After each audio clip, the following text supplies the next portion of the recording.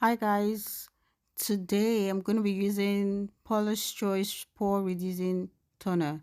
This toner helps with wrinkles and fine lines and also to reduce pores and also to treat dark spots. You can see on my face I have hyperpigmentation from acne. There's also Paula's Choice Hyaluronic Acid. This also helps with wrinkles and scarring and also to help you hydrate your skin.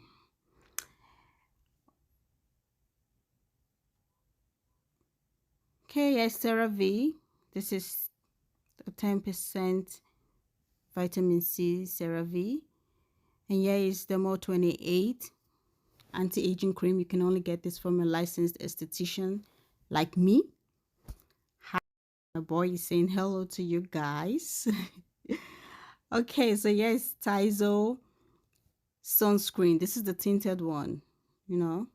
It blends with your skin. You don't have that white cast.